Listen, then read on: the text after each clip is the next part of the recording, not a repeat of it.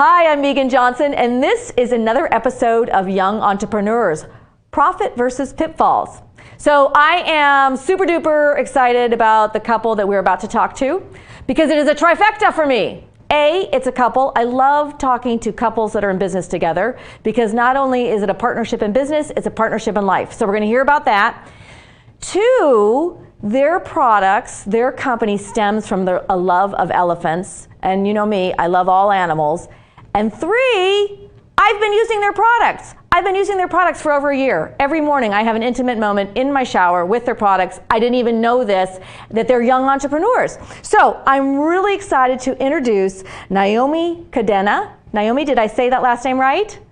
You did. Awesome. And Mona Morsy. They are the founders, the presidents, and the people in charge of the Royal Elephant Hair Company. Did I get that right? Right. Awesome. So tell me, I understand by looking at your website that your business stems from a trip to India and working with elephants? Yes, that's right. So we went to India for about a month, and we went there to volunteer at an elephant sanctuary. And while we were there, although we had a great time with the elephants and with the people involved, we felt like it wasn't really a sanctuary because unfortunately the elephants looked very distressed. They were kind of swaying, they were chained up. Oh. And we just like this really wasn't, what we had envisioned to be a sanctuary, right? Mm-hmm. You always see these stories and you hear these different things that people go to from America or from the West, and they go to India or Thailand or wherever, and they try to do their best for what means something to them. And we've always had a great fond of wildlife, in particular animals, the elephants, the both of us.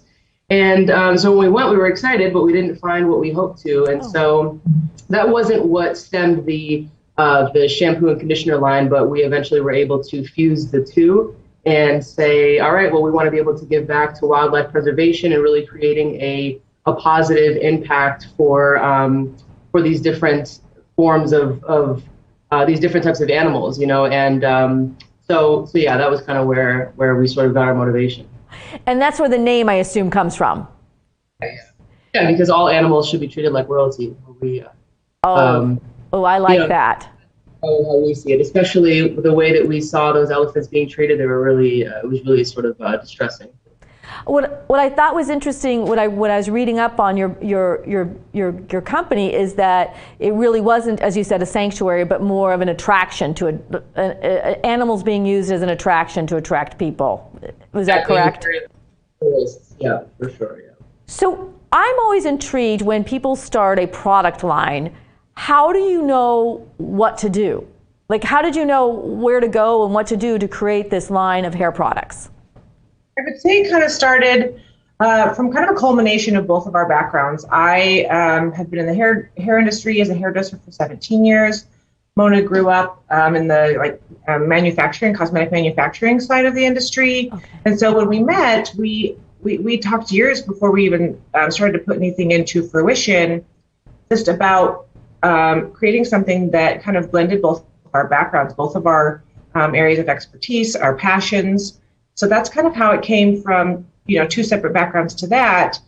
And then combining with our trip to India, it was a way for us to say, okay, how can we do what we want and be able to still give back and to make a difference? And I also have a background in sustainability, so it was just really important to make sure that whatever we did was friendly for the planet, friendly for wildlife, especially because we're both animal lovers, like she said. But and then just kind of there was a gap in the market, I would say, that I noticed from being in the hair industry. There was tons of products out there, but I feel like there just wasn't something that truly gave back. And actually, we started our first component of the shampoo line. The reason we first started it was we wanted to make something specifically for wigs and extensions too, but there's just been a gap in the market for a wig line. And so we created that first and loved it, and then thought, oh, this is fabulous. We have to make one for natural hair. So we did that, and that was just kind of how that all came to be with blending both of our backgrounds. Oh, that's interesting. So you actually, the first product you made was for wigs. Oh, how interesting. And what made you, that's so insightful, because I wouldn't even think wigs would use a different type of shampoo. I mean, it's one of my specialties at the salon. But it does. You need something that's specifically formulated, that doesn't have too many oils, because if it's a hand-tied wig, the oils can make the wig come untied. You need a perfect pH balance. You need a mild detergent, without giving away all our secrets. But it is something that should be treated differently, because it doesn't get the natural nutrients and oils from your scalp. So, ensures the longevity of the pieces. That was really important. And then we just realized how beautifully balanced the shampoo line was, and that's why we decided to take it into a similar formula, but for natural hair. Well, as I said, I've been using your products for over a year, and I love them, but I knew they were really good when my husband, who has been the most loyal Paul Mitchell user forever, he switched over. He saw the bottle on my shelf in the shower, and he said, "What's this thing with the elephant on it?" And so he was out of his Paul Mitchell, and he never went back. So I'm assuming you obviously were a couple before starting a business together. How has that I'm assuming that has some unique challenges? I wouldn't say so much it's been a challenge, actually. I think that it's, being able to have our time to talk about because really the goal of us having a company really sort of ties into what we want as a couple. We want to be able to have the freedom to not have like that 9-to-5 job, and that really helps the both of us. And so, I think we found that it's really been refreshing to be able to work together. And it's fun too, I would say, because we both bring something so different from our backgrounds to the table. It's fun. I love to see the way her mind works. Yes, and I don't think I'd be able to do this without her. So I would have needed her expertise anyway. And here vice she is. versa. Yeah. So. Was there anything when the two of you decided to move forward with this business venture? Was there anything unexpected that happened? You both of you went, "Ugh, we didn't see that. We didn't expect that to happen." I think for me, I would have to say that because I'm not in the I don't do hair for a living, so I'm not on that side of things. When we were getting samples made, I think I was just very surprised as to how picky, and I don't want to say picky, but how determined Naomi was to get the best product. I would have to say we went through 20 different. No, in the initial, we went through about 1,500 iterations of the first, formulation. Sure, yeah. And so, did you say 1,500? It was just we were just wow. And so what would you do? Would you try them out once you received a sample? Years of trial and error on different clients, my coworkers' clients, that kind of thing. Because I knew it had to be obviously up to my standards, but since I'm in a professional world of hairdressers, up to all of my peers, my professional peers, standards as well, as well as just to your average customer who doesn't know anything about hair. But I wanted to make sure that the product that we put out, passed all of everyone's challenges. Yeah, exactly. And so that went from feel to smell to how it left the hair feeling. everything you can think and of. all hair types too. I think exactly, just Mona and myself, normally we need 3 different bottles of shampoo in our shower because she's got such Yeah, so you can tell our hair is very different. I have very thick curly hair, and she doesn't. Yeah. Shampoo and conditioner, Yeah. And I think about this when I hear about entrepreneurs like yourselves. How did you decide, for example, on the packaging? Did you hire someone to help you? Did you already have a design in mind? We did end up hiring a professional to do kind of our logo. And we knew we wanted it to be made of recycled plastic bottles. Like I said, sustainability was really important to both of us. Mm-hmm. And we are working towards, we want to be a net zero company one day. That's very important to us, and be able to use a plastic alternative.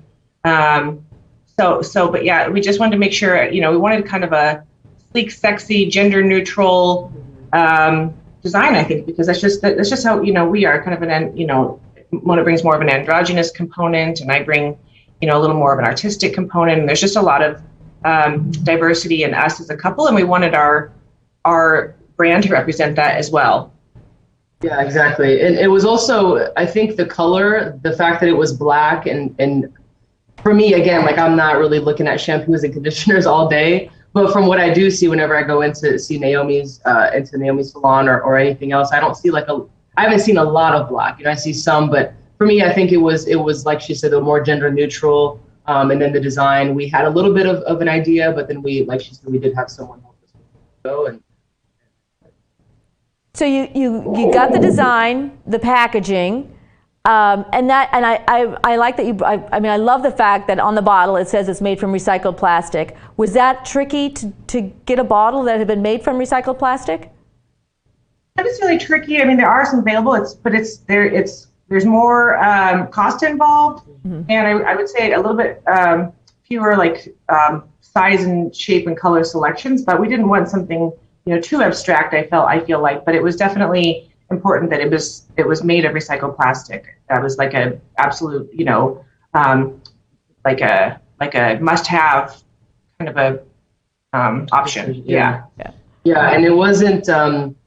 Because like she mentioned, I come from the manufacturing side. So I grew up kind of around these different bottles and things like that. And so I knew of some companies that I can ask for their options and what they had. And so luckily they did have a black bottle that we were able to get. And like she mentioned, of course, eventually we'd love to be the net zero 100%. But I also noticed, I guess, going back to your original question of difficulties, I noticed that if you want to sort of be that sustainable and recyclable and really pure type company, it's very expensive, unfortunately. So, it's like there's more cost to having those bottles and the caps and the labels and everything else, and then of course your packaging. And so eventually we really do hope to get to that. And we're doing the best that we can right now to not leave our footprint, while we're trying to also do something good. So. And so when you've decided, you both of you decided on the packaging, you decided on the product, you found the right formula, then what happens? So we decided then, okay, let's figure out which charitable organizations we want to send back to. So a portion of our proceeds goes back to orphaned elephants and other wildlife too. We actually have like a rhino that we foster and a giraffe. We have a couple other animals, but we're mostly we foster elephants just because we love them. They're such intelligent, majestic beings. So we kind of just had to tie in, okay, what charities are we going to give back to that we know we can vouch for and we know are legit and not just there for tourist exploitation. And so then we said, okay, let's culminate this. And then actually with we had been working on it for quite a few years before the pandemic, but the pandemic just kind of launched us into like, okay, let's we have some downtime, let's hyper focus and get this out, because it was always kind of something that we were stirring up on the sidelines, but it allowed us to kind of hyper focus our attention for that. So then, we just got it to manufacture, and they fill and print the bottles and do all that. And then we've had a little challenge getting some marketing. I don't think initially we realized how expensive that can be as a component of a business, but we're working towards it every day. And so what does marketing look like? I mean, because that's an interesting, I never thought about how the products at a hair salon, how those, who decides what shampoos are being used? I mean, so how does marketing look, what does marketing look like for a product like yours? So it's just a matter of getting it into different various like retailers and wholesalers. So, beauty supplies, we're in quite a few boutiques, actually around the country, not just Arizona. Of course, online platforms, our website, and social media. Yeah, social media and that kind of thing. So it's just a kind of a component. There's a lot of different ways to go about it, but majority of the population does use shampoo and conditioner, and so I feel like it's our product is applicable to most households. Yeah. And when you came back from India, you decided you're going to start this venture. I'm assuming you told your family and friends about it? Yes. And what were some of the reactions? I think, the most part, of course, they were supportive and really positive. I think considering Naomi has been doing hair for so long, I think the majority of everybody was like, yeah, that makes sense, because she She has been doing hair, and she knows what, like she mentioned, what the industry needs. And so everything, it was really, really positive, and they were just excited for us. Yeah, so. They were. You didn't have any negative people? No, we try to not have them around. In general. Yeah, we try to just chug up the deuce whenever we can and say, all right, get out of here. I think that's a good attitude. So you both mentioned that you were working, I call it your daytime job. You're still working your daytime job. What is your vision for this company? Do you see it as your full-time venture, or what do you see as the future? Absolutely, I think we do, both of us. It's something that we both are so passionate about that I would love to be able to have the freedom to just focus on this, because I really do feel like the beauty industry, can do more harm than good in a lot of ways to our environment. So I would love to see, people replacing their current shampoos for something that actually makes a difference and gives back and is friendlier for our planet. So it would make our hearts happy in that regard. As well as just give us the freedom to enjoy this, because it's something we both have fun doing. Yeah, same. And I really think that we've talked about venturing into different products as well, and just growing our line. And so we hope to be able to do that and kind of provide that one-stop shop for what the majority of people need, for their daily lives, as far as like lotions and body washes and things like that. And so that's really eventually what we would love to be able to do, and then have our company, our sustainable company, sustain us. Kind of the goal. Your sustainable company sustain you. I like that. And I've asked other young entrepreneurs this who are thinking about leaving their daytime job to take their entrepreneurial venture full time. And also those who have moved on to taking on, this is their full-time job. What has to happen though? And the reason I ask is I think other young entrepreneurs struggle with knowing, when do I leave the security of my full-time job and take this on 100%? So for the two of you, what has to happen in your company so that you say, all right, we're gonna 100%, this is what we're gonna do. It's gonna sustain us. I would say that it is sort of a financial thing at this time. So, where we are, we're getting some traction and stuff, but really when we're at a time where we can say, okay, this is going to be it, and we can, kind of leave our full-time jobs, is when the company itself is at a point where we can live from what it's bringing in and not just pay for it. In other words, like pay to get the more bottles and get more shampoo and get more conditioner and get things to sort of like renew what we have depleted from sales. But it really is just a matter of being able to say, okay, well, we're at a place now where the company has done so well that we can live from it humbly, nothing too crazy, but we're just not at that point right now, because we're brand new, and many people don't know about us. And of course, the pandemic, and people are kind of recovering from that. And so we just sort of, as are we. So we're just, but yeah, once we're at that place where we feel like we can pay our bills and do the things that we need to do to live on this earth, then we'll feel good enough to quit. What was it like that when you first you put all this effort into getting the product right, the packaging? What was it like when you saw it on the shelves at a salon for the first time? Oh my gosh, I was very emotional. I think I was too. It was amazing. It's just when you see, like, I remember the day even the first bottles arrived in the mail in a box, complete, filled, and that. I was ecstatic. I couldn't believe that this was actually here and tangible. And even further, when we first got into our first salon, our second salon, our first boutique, our second boutique, and we started growing, and gradually, and then we'll have people call and say, hey, I was down, at the store today and I saw your stuff. It just does something in your heart to realize that all of your hard work wasn't for nothing. Yeah. Oh, sorry, Mona, I interrupted you. What were you saying, Mona? I was just going to agree with her. Just the fact that you're able to talk about something for so long and have all of these ideas, and then to be able to see it tangible, as she said, is really, really amazing. And I love the product so much, and I'm so glad that you put in that effort and put it out there. I think another question I want to ask is, because I think other young entrepreneurs struggle with this, is so how did you decide a price point? So because I've been in the industry, and we definitely are considered a luxury line. I mean, the ingredients are just absolutely amazing. Like Mona said, I was super picky with what went into it and what our final product was.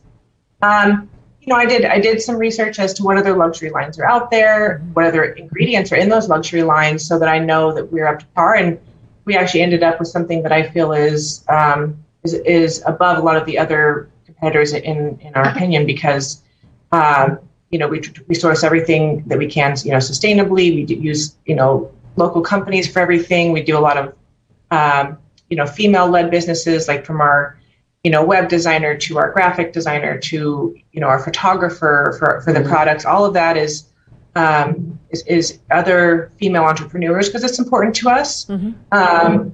And so we just kind of, incorporated all those things kind of into the pricing. We had to realize, like, okay, if we want to be able to donate a portion, so it goes, straight from the sale and bypasses us right to the wildlife foundations, what price point do we have to set it at? And so I feel like we really did fair. And of course, we're not profit hogs. We're not in this for that. We're in this to make a difference and make a living as well, but make a difference in the beauty industry and on the planet. I just think that's terrific. What advice would you give other young entrepreneurs? I would say just to go for it. There's that famous idea that if you just don't do it, then you'll regret not having done it. Because even if you fail, right, you at least can say, well, I tried. So that was definitely what drove us. And if you have a dream, whatever that might be, whether it's having a business or just making a name for yourself, it's really important that you do that, because it really will mean more to you. Like, as this company will always mean more to us, even though we love the fact that you, your husband, and other consumers are using the products. It just means so much to us that we're able to see that. And there's just a special feeling that you have with that, and so that's something that you can't replace. And I would encourage anybody, any entrepreneur to just do that, to just go for it. Yeah, and I would also say too, just don't give up, because in the process, you're going to hear so many no's, and you're going to face challenges, and you're going to have expenses, some that, are unforeseen, I'm sure. Mm-hmm. But if you're passionate about it, just keep going. Oh, that's terrific. All right, we're coming to the point where I call it the shameless business plug. Where can people find your products? Where can they get in touch with you? What's the best way to find you? So we're on Instagram at The Royal Elephant Co. Also, our website is theroyalelephantco.com. So those are probably the two places. If you want to reach out to us, more than welcome to send us a message on Instagram, and we're always on there. And then, of course, you can send us an email from our website as well. We have Facebook and Twitter, all the same handle. Yeah. So in any of the social media platforms. Mm-hmm. Oh, it's wonderful. Well, Naomi, Mona, thank you so much for spending time with me. I really was so excited to talk to you because, again, I love your product and I love what you're doing and making a difference for all animals, that animals need to be treated like royalty. I'm going to say that probably several times already today. All right, so this is Meagan Johnson with Profit versus Pitfalls, Young Entrepreneurs. We were speaking with Naomi and Mona about their company and their wonderful things they're doing for all the animals out there. All right, look forward to seeing everybody real soon. Thank you.